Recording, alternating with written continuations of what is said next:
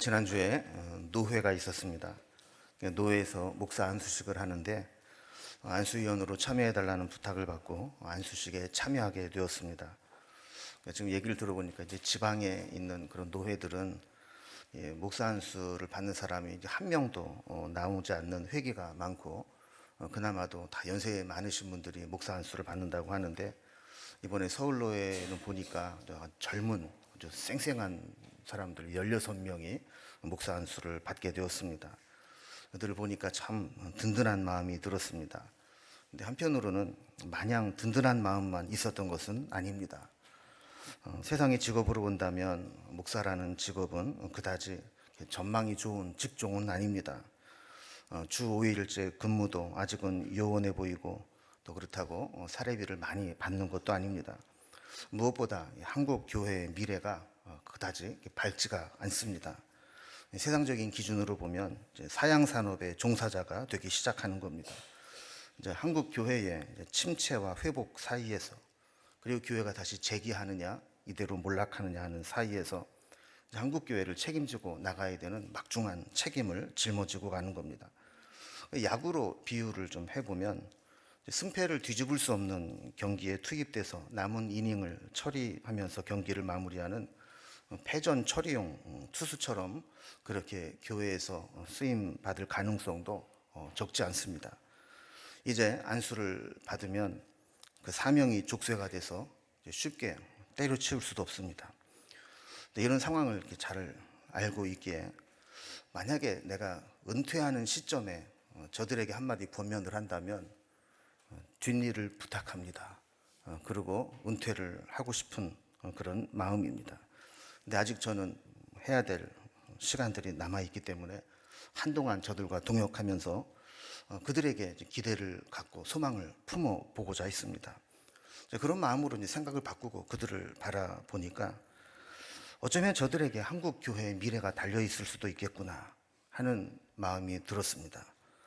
아무리 교회 주변 상황들이 힘들다 할지라도 저렇게 뛰어난 새로운 목사들이 교회 부흥의 불을 지피고 한국교회를 새롭게 할 수만 있다면 다시 소망을 좀 품어볼 수도 있겠구나 하는 생각을 가지고 저들을 다시 이렇게 지켜보게 되었는데 마음이 막 뜨거워지고 울컥해지기 시작을 했습니다.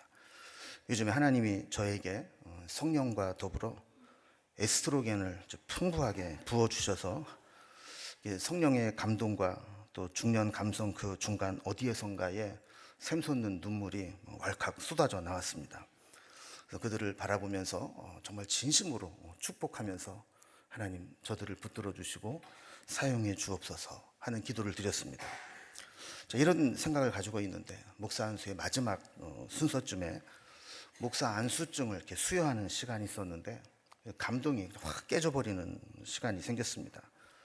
마치 학위 수여식이나 결혼식장에서 하객들이 막 축하하듯이 막 환호하고 박수를 치면서 그들을 이제 축하하는 모습을 보게 되었습니다. 물론 목사 안수를 받는다는 것 축하할 일이고 참 영광스러운 일입니다. 또 목사 안수를 받기까지 얼마나 고생을 했겠습니까? 대학을 나오고 신대원 3년을 공부하고 어떤 이들은 또 추가로 대학원을 2년 또 5년씩 공부를 하고 이제 전도사로 훈련을 받다가 목사가 됩니다. 근데 이제 제가 꼰대 기질이 아직 남아있어서 그런지는 몰라도 그렇게 저게 마냥 축하할 일인가? 저렇게 철없어 보이게 환호할 일인가? 하는 생각이 들면서 마음이 무거워졌습니다. 이제 저들이 목사 안수를 받고 목회 현장으로 가게 되면 저들이 앞으로 어떤 목회 생활을 해야 되는데 저들이 목회하는 한국 교회가 앞으로 어떻게 될 것인데 이런 걸 생각하면 그렇게 마냥 좋아할 일은 아니다 하는 복잡한 심경이 생겼습니다. 왜 지금 우리의 현실은 이렇게 암울하고 또 침체를 걱정해야 되는 시대가 되었을까요? 한국 교회의 위기론이 대두된 것은 사실 어제 오늘 일 이야기는 아닙니다. 벌써 20, 30년 전부터 아주 심각하게 경고를 했고 앞으로 이런 위기가 올 것이다 라는 예측을 해왔습니다. 그런데 어느 순간부터 이 예측이 이제 우리의 피부에 와닿을 정도로 현실로 코앞에 닥치고 말았습니다. 이미 대부분의 교회 현장은 초고령화 집단으로 되어 가고 있고, 다음 세대는 썰물처럼 빠져나가고 있습니다. 우리 교회나 발에 치이는 게 청년이라 이렇게 청년들 봐도 별로 감동이 없지, 사실 다른 교회는 청년 한 명 한 명이 정말 얼마나 소중하게 여기는지 모릅니다. 이런 것들을 보면 초대교회는 어땠을까? 초대교회는 오늘날 우리 한국 교회와는 너무나 다른 모습을 가지고 있었습니다. 2000년 전 제자들 역시 성령을 받기 전까지는 패전투수와 별다를 바 없었습니다. 그러나 부활의 주님을 만나고 오순절 성령을 체험하게 되었을 때 전세는 역전되었습니다. 그리고 초대교회는 폭발적인 성장을 이루게 되었습니다. 41절 말씀 보면 이 말씀을 들은 사람들이 세례를 받고 주께 돌아오는 신도의 수가 3,000명이나 더했다 그랬습니다. 당시 인구수를 5만에서 많이 잡아야 10만 명 정도로 예루살렘 인구를 추산해 볼 때 하루에 3,000명이 예수를 믿고 교회로 돌아왔다. 이건 엄청난 숫자입니다. 4장 4절에 보면 사도의 설교를 들은 사람들 중에 믿는 자가 많으니 남자의 수가 약 5천이나 되었더라 그랬습니다. 5장 14절을 보면 믿고 주께 돌아오는 자가 더 많으니 남녀의 큰 무리였다라고 했습니다. 아마 이때쯤 되면 숫자를 세는 것이 무의미할 정도로 많은 사람들이 주님께로 돌아온 것 같습니다. 오늘날 한국교회가 위축되고 성도의 숫자가 줄어드는 것과 정반대의 현상이 그때는 일어났다는 것이죠. 오늘 본문은 초대교회에 왜 이런 폭발적인 부흥과 성장이 있었는가를 우리에게 잘 보여주고 있습니다. 지금 우리의 신앙은 냉랭해지고 교회는 침체하고 있는데 저들의 모습과 비교해 보면 우리의 신앙은 뭐가 문제가 있을까? 뭐부터 잘못됐을까? 어디에서 해결책을 찾아야 될까? 하는 고민에 해답을 찾아볼 수 있을 것 같습니다. 우리가 항상 어떤 문제든 위기를 만나고 슬럼프에 빠지면 기본으로 돌아가고 본질을 회복하는 것이 가장 우선적으로 되어야 되듯이 우리의 신앙과 이 교회도 만약에 초대교회와 달리 반대 방향으로 가고 있다면 우리는 교회의 본질을 무엇을 잊어버렸고 우리가 찾아야 될 기본은 무엇인가를 고민할 필요가 있는 것이죠. 교회가 다른 공동체와 구별되는 가장 분명한 차이는 교회 구성원들이 부활의 증인들로 세워졌다는 겁니다. 저들은 부활하신 주님을 만나기 전과 그 이후가 완전히 다른 삶을 살아오게 되었습니다. 그들이 만든 공동체는 세상 사람들이 모이는 모임과는 너무나 다른 삶을 살았습니다. 그들이 세운 교회는 단지 어떤 종교 단체가 아니라 이 땅에 임한, 이 땅에서 실현되는 하나님 나라의 모형처럼 세워져 나갔습니다. 여기에 비해 오늘 교회는 그 모습을 유지하고 있는가 하는 것을 돌아볼 필요가 있습니다. 그래서 오늘 본문을 통해서 우리는 부활의 증인들이 세운 신앙 공동체는 어떤 특징이 있는가를 몇 가지로 살펴보려고 합니다. 먼저 첫 번째로 부활의 증인들이 세운 신앙 공동체는 사도의 가르침을 받는 공동체였다라고 설명하고 있습니다. 무엇을 하든지 기초가 튼튼하고 기본기가 잘 갖추어져야 흔들림이 없습니다. 그렇다면 신앙의 기본기는 뭘까요? 신앙의 기본기는 말씀입니다. 사도행전 2장은 오순절 성령 강림을 체험한 사도들이 예루살렘으로 쏟아져 나오면서 복음을 전한 내용으로 시작되어 오늘 본문으로 이어지고 있습니다. 특히 베드로가 시내에 나와서 설교를 하고 전도를 하면서 마무리에 결단의 시간을 가졌던 것을 보게 됩니다. 37절에 보면 베드로의 설교를 들은 사람들이 마음에 찔려 형제들아 그러면 우리가 어찌할꼬 하면서 심각하게 고민했던 것을 보게 됩니다. 베드로는 회개하여 예수의 이름으로 세례를 받고 죄사함을 받으라 이야기를 했고 그렇게 하면 성령을 선물로 받을 것이라고 말씀했습니다. 41절에 보면 이렇게 해서 세례를 받고 성도가 된 신도의 수가 3,000명이나 더했다는 것입니다. 그들이 42절 말씀처럼 교회로 모여서 가장 먼저 할 일은 사도의 가르침을 받는 것이었습니다. 복음을 전하는 사도들도 오순절 성령 강림을 체험한 자들이었고, 그 복음을 받아들이고 예수를 믿은 사람도 성령을 선물로 받은 사람들이었습니다. 그들은 성령을 체험하고 성령의 감정적인 체험에만 안주하지 않았습니다. 모이자마자 그들이 가장 먼저 한 일은 사도들에게 가르침을 받는 일이었습니다. 말씀은 우리의 신앙을 견고하게 해줍니다. 말씀의 기초를 세운 신앙은 때로 시험이 오고 시련을 당해도 흔들리되 무너지지 않습니다. 사도의 가르침을 받았다는 것은 단순히 성경을 지식적으로 알아갔다는 것이 아닙니다. 물론 성경은 지식이 기본이 되어야 이해하기 쉬운 책입니다. 여러분, 만약에 기본적인 지식 없이 성경을 읽으면 잘 이해가 되지 않습니다.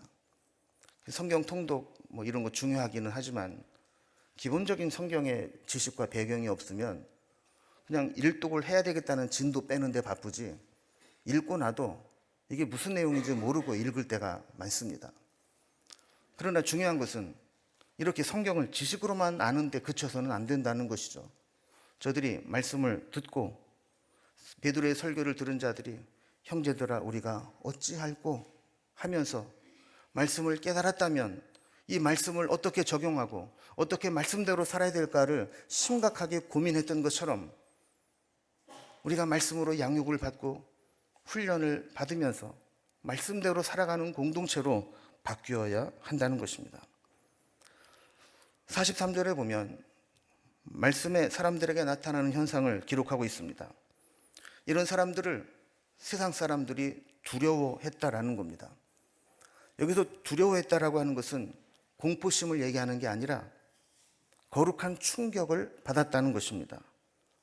아니, 어떻게 저런 삶을 살 수 있는가?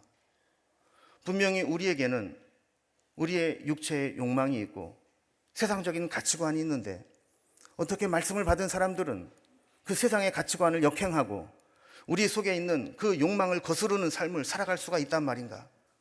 이렇게 적지 않은 충격을 받았다는 겁니다. 그러다 보니까 그들은 사도들로 말미암아 기사와 표적이 많이 나타났다라고 기록하고 있습니다. 이 기사와 표적이라고 하는 것은 문자적으로는 초자연적인 기적이나 신비로운 현상을 이야기하는 것이지만 신앙에서 말하고 있는 기사와 표적은 이런 세상의 원리나 법칙을 역행하고 인간의 욕망과 본성을 거스르는 능력을 의미합니다. 여러분, 우리에게 영적인 사건, 간증은 이렇게 세상의 원리를 역행하고 우리의 본성을 거스를 때 체험하게 됩니다. 여러분, 우리가 우리의 욕망을 따라 살아가고 세상의 가치관을 추구하며 살아갈 때 어디에서 하나님의 역사하심을 체험할 수 있습니까? 어떻게 기적을 경험할 수 있습니까? 이런 것들을 포기하고 믿음의 길로 가겠다고, 세상과 다른 길로 가겠다고 헌신할 때 하나님이 도우시고 역사하시고 기적 같은 능력을 체험하게 되는 것입니다. 그래서 초대교회 성도들은 그런 삶을 살아가면서 세상 사람들이 이해할 수 없는 기적과 간증거리가 차고 넘치게 되었던 겁니다. 여러분, 우리가 매주마다 하나님 말씀을 받습니다. 열심히 있는 분들은 성경 통독반을 만들어서 함께 성경을 읽습니다. 성경 공부하는 시작돼서 공부도 합니다. 중요한 것은 그때 내가 성경을 통해 만난 하나님, 그 하나님이 내 삶에 어떻게 역사하고 계시느냐 하는 겁니다. 사도의 가르침을 받았다는 것은 그 말씀을 받고 내 삶이 우리가 어찌할꼬 하면서 어떤 변화를 일으켰냐는 겁니다. 만약에 오늘 예배를 마치고 소그룹 모임을 한다고 가정했을 때 그 모임에서 지난 한 주간 예수님이 내게 행하신 일은 무엇입니까? 지난 한 주간 주님은 나에게 개인적으로 어떤 말씀을 주셨습니까? 지난 한 주간 하나님은 내 마음과 내 삶을 어떻게 만져주셨습니까? 한번 이야기해 봅시다. 라고 했을 때 서로 예, 저는 지난 한 주간 동안 하나님이 저에게 이런 말씀 주시는 것을 들었습니다. 제가 정말 이렇게 힘들고 어려움이 있을 때 기도했는데 하나님이 내 마음을 만져주셨고 내 삶을 고쳐주셨습니다. 이런 간증들이 서로 막 나와야 됩니다. 근데 그런 것 없이 한번 해봅시다 그랬더니 갑자기 머리가 하얘지면서 하나님이 나와 지난 한 주간 무슨 상관이 있었지? 이렇게 된다면 그 삶 속에 도대체 무슨 기사와 표적이 나타나고 무슨 간증이 생기겠느냐 하는 겁니다. 여러분, 우리가 다시 한번 우리 신앙의 본질을 회복하면서 하나님 말씀이 우리 속에 들려지기를 바라고 그 말씀이 내 속에 역사하는 신앙이 되고 그런 공동체를 만들어 나갈 수 있기를 주님의 이름으로 기원합니다. 두 번째로, 부활에 증인된 사람들이 세워나가는 신앙의 공동체는 서로 사랑의 교제가 나누어지는 공동체였습니다. 여러분, 사람은 잘 안 변합니다. 또 사람을 또 변화시키는 것은 더더욱 어렵습니다. 세상에서 제일 변하기 힘든 게 사람입니다. 이런 경험들을 해온 우리 선조들은 여러 가지 속담을 통해서 사람은 안 변한다는 이야기들을 만들어냈습니다. 사람은 고쳐 쓰는 거 아니다. 3살 버릇 80까지 간다. 제 버릇 개 못 준다. 머리 검은 짐승은 거두는 게 아니다. 본성은 바뀌지 않는다. 이게 다 사람은 안 바뀐다는 것을 처절하게 경험하고 만들어낸 속담들입니다. 내가 상대방을 고쳐보겠다고 마음 먹는 순간 상대방과 보이지 않는 정신적 영적 전쟁이 시작됩니다. 내가 누군가를 고치려고 하는 순간 상대방의 엄청난 저항을 받게 됩니다. 이 저항에 맞서 싸우다 보면 서로 심각한 상처를 입게 됩니다. 아무리 좋은 의도로 바꿔주려고 해도 상대방은 오해하기가 쉽습니다. 그러나 성경을 보면 사람들이 변화되는 모습이 너무 자주 나옵니다. 어떤 면으로 본다면 성경은 하나님을 만나고 변화된 사람들의 이야기라고 할 수도 있습니다. 그렇게 변하지 않던 사람들이 하나님을 만나고 변화되는 사건들이 성경의 도처에 기록되어 있다는 것입니다. 그들이 변화되는 동인을 보면 그 동력은 말씀과 성령의 역사에서 찾을 수 있습니다. 42절을 보면 초대교회 공동체는 사도의 가르침을 받았다 그랬습니다. 그리고 서로 교제했습니다. 사도의 가르침을 받을 때 저들의 생각이 변화되었습니다. 사랑으로 서로 교제할 때 성령의 역사가 일어났습니다. 저들의 사귐은 단순한 만남이나 교제가 아니었습니다. 말씀의 가르침을 받고 변화된 모습으로 교제하는 모습이었습니다. 44절을 보면 그들은 믿는 사람이 다 있어 모든 물건을 서로 통용했다고 했습니다. 45절에 보면 자신의 재산과 소유를 팔아 각 사람의 필요를 따라 나누어 주었다고 했습니다. 물질에 대한 시각이 바뀌는 겁니다. 그 이전까지는 내가 얼마나 가지고 있어야 되느냐의 시각이 고정되었다면 이제는 이것이 필요한 사람이 누구인가가 보이기 시작을 한 겁니다. 나에게 있는 것이 지금 당장 필요하지 않다면 지금 정말 절실하게 필요한 사람이 누군가를 보고 그들과 나누었다는 겁니다. 저는 성경에 기록된 내용 중에 가장 실천하기 어려운 말씀 중에 하나가 이 부분이 아닌가 생각이 됩니다. 여러분, 이 설교를 처음 들어보신 분은 아마 새신자 외에는 없을 겁니다. 대부분 적어도 10번 이상 이 본문으로 설교를 들었을 것이고 성경을 읽었을 겁니다. 그런데 이 말씀을 접하면서 그렇지, 이게 성도의 모습이지 하면서 여러분의 재산을 팔아서 필요한 사람들에게 나눠주겠다고 결단하고 그렇게 실천해 보신 분이 계십니까? 자본주의 사회에서 이것은 정말 어려운 일이고 불가능에 가까운 일입니다.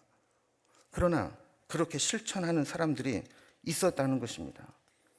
왜냐하면 부활을 믿는 사람은 이 땅의 재산과 소유에 목적을 두지 않습니다. 그것을 수단으로 생각합니다. 여러분, 돈이 없어야만 거지가 아닙니다. 돈이 아무리 많으면 뭐합니까?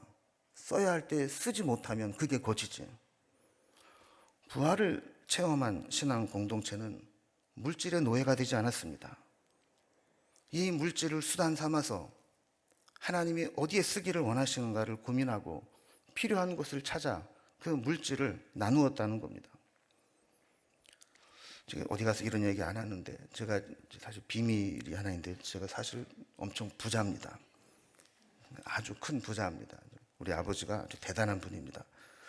세상 사람들은 뭐 조물주 위에 건물주라고 하는데 그거 모르고 하는 소리입니다. 세상에 아무리 비싼 건물을 소유해도 우리의 조물주 하나님과는 비교할 수가 없습니다. 여러분, 우리의 아버지가 하나님이시다라는 것을 믿는 사람은 물질에 대한 개념이 달라질 수밖에 없습니다. 지난주에 제가 동생처럼 아끼는 목사를 만나서 교제를 하는 시간을 가졌습니다. 지금 미국에서 목회를 하고 있는데 그 목사님의 삶에 이런 간증이 있습니다. 미국에 건너가서 목회를 시작했는데 부교육자 생활을 오래 했습니다. 그러다 보니까 아이들을 4명을 키우고 교육시키고 살아가는데 부교육자로 충분한 사례를 받지 못하다 보니까 사는 게 참 너무 힘들었습니다.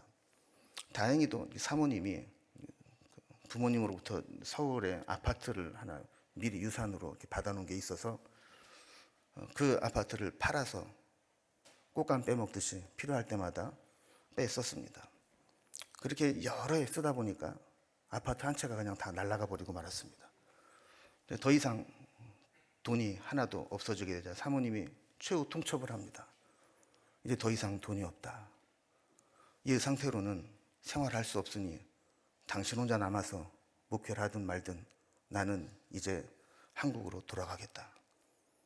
근데 그때 이웃교회 원로 목사님이 전화를 합니다. 내가 이제 은퇴를 하고 후임 목사를 세워야 되는데 내가 당신을 지금까지 지켜보고 있었어. 우리 교회 담임 목사로 와주면 좋겠어. 그래서 돈이 똑 떨어지고 더 이상 버틸 수 없을 때 담임으로 부임을 하면서 생활할 수 있는 길이 열리게 되었습니다. 여러분, 하나님은 이런 하나님이십니다. 우리가 없어도 하나님은 우리를 굶기지 않으십니다. 하나님의 사명을 감당할 때 하나님이 그 길을 열어주십니다. 우리가 이것을 믿는다면 그렇게 물질에 연연하며 살지 않아도 되는 자유함을 얻게 됩니다. 하나님은 하나님의 때, 하나님의 방법으로 우리의 필요를 채워주시는 분입니다. 나눌 수 있고 하나님의 뜻에 필요를 따라 사용할 수 있게 되는 것입니다. 세 번째로, 부활의 증인들이 세우는 신앙 공동체는 서로 떡을 떼는 성찬의 공동체를 이루었습니다.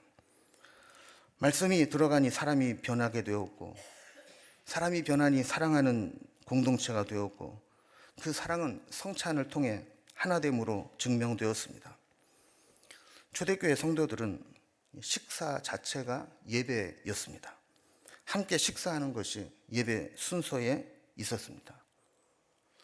저는 지금 해피쿡 팀이 은퇴를 해도 우리 교회에서 점심 식사는 이어졌으면 좋겠습니다. 단순히 한 끼 때우는 게 목적이 아니라 식사를 하고 교제하는 것 자체가 예배의 일부분이기 때문에 그렇습니다. 42절을 보면 사도의 가르침을 받아 서로 교제한 후에 떡을 떼며 그랬습니다. 예배학적 전통을 보면 예배학은 크게 두 가지로 분류가 됩니다. 하나는 말씀 예전이고 하나는 성찬 예전입니다. 말씀의 가장 중요한 것은 말씀을 받는 것과 성찬을 나누는 것입니다. 근데 종교개혁 이후에 이 성찬 예전이 상당히 축소되었습니다. 우리가 하나됨을 고백하고 확인하는 가장 중요한 순서가 바로 성찬이었습니다. 46절을 보면 성전에 있을 때나 집에 흩어져 있을 때나 그들은 교인들이 만나면 떡을 떼고 기쁨과 순전한 마음으로 음식을 나누어 먹었습니다. 이것은 단순히 어떤 식사를 의미하기도 하지만 주님의 사랑을 서로 나누는 애찬식이기도 했고, 주님의 몸과 피를 기억하는 성찬이기도 했습니다. 성찬에 참여한다는 것은 다양한 성도들이 하나로 묶어지는 가장 강력한 요인이 됩니다. 여러분, 부모, 자식 간에도 생각이 다르고 말이 안 통할 때가 있습니다. 그런데 교회처럼 다양한 환경 속에서 살던 사람들이 모인 공동체가 어떻게 하나가 될 수 있겠습니까? 어떻게 한 마음으로 갈 수 있겠습니까? 그 비결은 성찬을 통해서 주님의 몸과 피를 함께 공유한 신앙 공동체라는 것이 고백될 때 우리는 한 마음으로 그리스도 안에서 하나가 되는 것입니다. 46절에 보면 날마다 마음을 같이하여, 이런 표현이 있습니다. 어떻게 날마다 마음을 같이 할 수 있을까요? 서로 떡을 떼고 순전한 마음과 기쁨으로 성찬을 나눌 때 그 속에서 우리는 하나가 되는 것을 경험하게 되는 겁니다. 초대교회가 박해를 받게 된 오해 중 하나는 성찬입니다. 안 믿는 사람들이 보니까 지들끼리 몰려다니면서 이것은 주님의 피입니다, 이것은 주님의 살입니다, 그러고 뭔가를 몰래 나누어 먹습니다. 모르는 사람이 들을 때는 저거 사람 잡아먹는 게 아닌가, 이런 오해를 할 수도 있었습니다. 지금 들으면 웃기는 얘기지만 그 초대교회 때는 실제로 그런 일들이 있었습니다. 그러나 교회가 이것 때문에 오해를 받고 박해를 당해도 저들은 성찬을 포기하지 않았습니다. 모일 때마다 성찬을 하면서 그리스도 안에서 우리는 하나됨을 고백했고, 모일 때마다 성찬을 통해 그리스도께서 우리를 위해 대신 죽으셨다는 그 은혜를 날마다 새롭게 체험했던 것입니다. 마지막 네 번째로, 부활의 증인들이 세운 신앙의 공동체는 오로지 기도에 힘쓰는 공동체였다는 겁니다. 신앙 공동체의 본질을 지키고 이어가기 위한 동력은 기도에서 나옵니다. 그래서 기도에 대한 중요성은 아무리 강조해도 지나치지 않습니다. 다시 42절 말씀 보면 사도의 가르침을 받아 서로 교제하고 떡을 뗀 자들은 오로지 기도하기를 힘썼다 그랬습니다. 여러분, 우리가 영적으로 깨어있는 사람은 나에게 어떤 문제가 생길 때 반드시 자신의 신앙을 점검하면서 혹시 내 기도가 부족하진 않았나, 내 기도가 잘못되진 않았나 하는 것들을 점검하게 됩니다.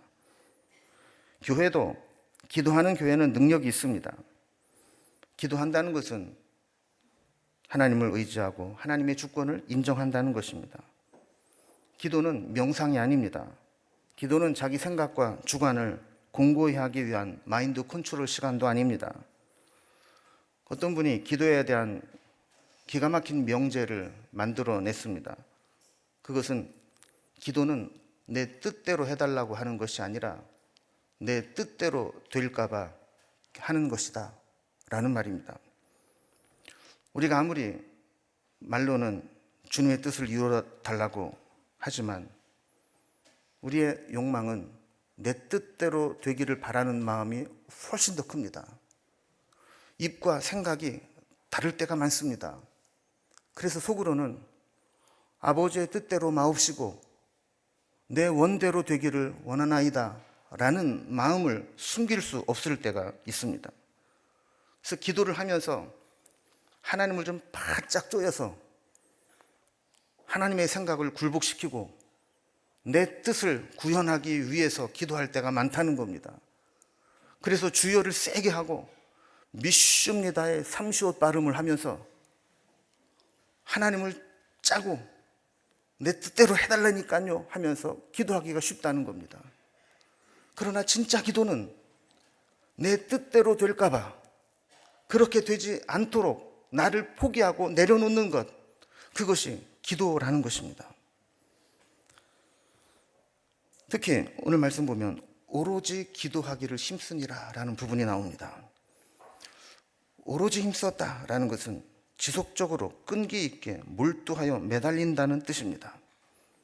그 신앙은 일시적인 감정이나 충동에 의한 것이 아니라 나의 지속적인 의지로 고백되고 헌신의 산물로 나타나야 된다라는 것입니다. 우리는 모든 삶이 기도로 마무리되어야 합니다. 어떤 사역을 해도 기도로 마무리되어야 됩니다. 회의를 마쳐도 기도로 마무리되어야 합니다. 모임을 해도 모임의 끝은 기도가 되어야 합니다. 여기서 기도로 마무리되어야 된다는 것은 오늘 누가 기도하심으로 모임을 마치겠습니다 하는 형식적인 기도를 말하는 게 아닙니다. 내가 했던 말과 이 모임에서 결정된 모든 것을 하나님이 어떻게 신실하게 이루어 가실 것인가를 기대하면서 기도한 대로 살겠습니다라고 결단하는 것이 기도로 마무리하는 것입니다. 47절에 보면 이런 교회를 바라보는 세상의 시선이 달라집니다. 또 온 백성에게 칭송을 받으니 주께서 구원받는 사람을 날마다 더하게 하셨다라고 했습니다. 요즘처럼 세상이 교회를 보고 걱정해주는 시대는 없었던 것 같습니다. 교회가 세상을 걱정해야 되는데 세상이 교회 모습을 보면서 교회가 저래서야 되겠나 하면서 걱정을 해주고 있습니다. 그러나 교회가 교회다워지게 되면 세상이 그 교회를 보면서 칭송하게 됩니다. 그리고 저런 교회라면 다녀볼 만하겠다라는 마음을 갖게 됩니다. 이것이 주님이 원하시는 공동체입니다. 이제 말씀을 마무리하면서 우리의 삶을 돌아보겠습니다. 본질을 붙잡는 신앙은 우리에게 매우 중요합니다. 신앙의 본질은 우리가 주님께 얼마나 진심인가로 나타나게 됩니다. 말로는 하나님 제일주의, 오직 믿음, 성령 충만하면서도 실제 삶의 모습 속에서는 주님께 진심이 없고 주님을 향한 진정성이 흐려진다면 여기 하나님은 역사하지 않습니다. 여기에 기사와 표적은 나타나지 않습니다. 여기에 그 어떤 간증도 찾아보기가 어렵습니다.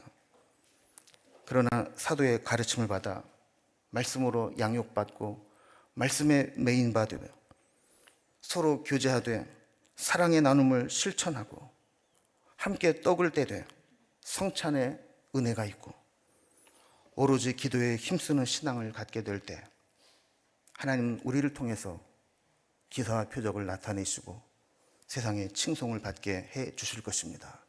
그런 사람들이 모인 교회에 하나님은 역사하실 것이고 믿음의 사람들이 모여서 함께 하나님의 일을 이루어 가도록 하실 것입니다. 우리가 그런 신앙으로 회복되고 그런 공동체를 함께 만들어 나갈 수 있기를 주님의 이름으로 기원합니다.